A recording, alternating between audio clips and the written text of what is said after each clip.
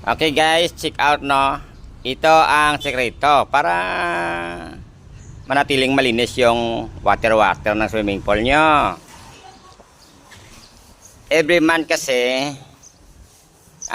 kinukunan namin ito ng tubig para ma-check kasi hindi malinis-linis kung may tubig yung swimming pool.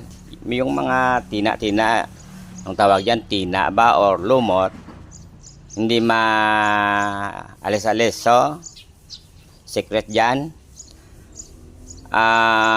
i-drain yung water at saka ito muriatic. Ayan, hindi kasi maalis or matanggal kung kahit na sandirin mo mauti. Pero kung muriatic guys, madali. Ayan, tingnan mo. Piswit lang Ayan. At saka, so kailangan mo rin banlawan pagkatapos kasi yung tiles parang may uwil. Pag hindi mabanlawan, dumudulas. So dito lumalabas yung water. Pag pinandar yung motor, diyan lumalabas. O depende.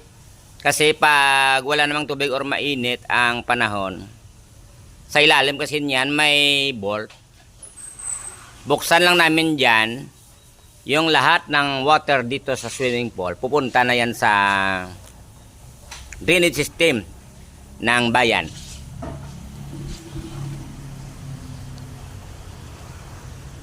At saka ito kasi isa itong restaurant. Ino-occupy ito pag may event or may occasion. So for example, mayroon nagpunta dito na mag-occupy.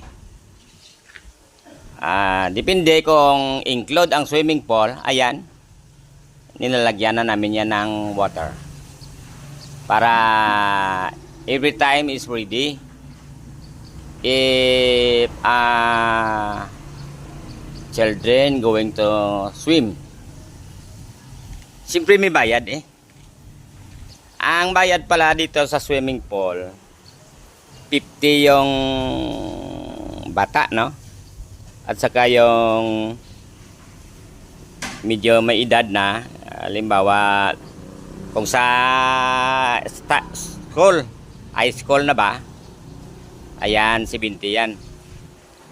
So guys, yan lang siguro muna update sa pag-swimming, sa pag-clean ng swimming pool. Ayan. Pero kung kayo ang magpapatayo ng swimming pool, yung sa akin lang yung advice ko, mas maganda kung walang tiles.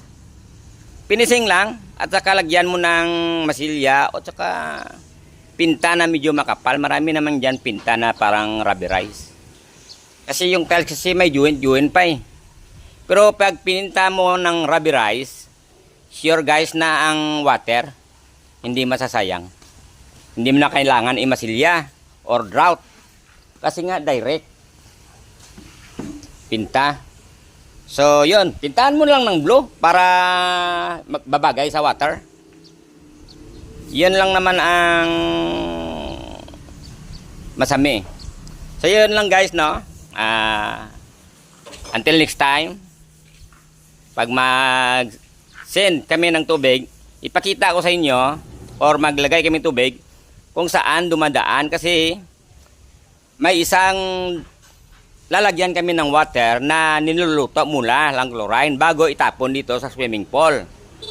Para pagdating dito, pag naspa mo ang water, kunti na lang yung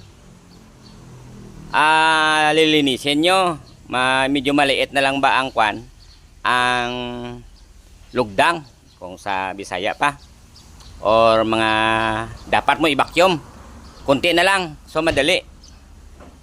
Okay, for this video yun lang. Bye bye.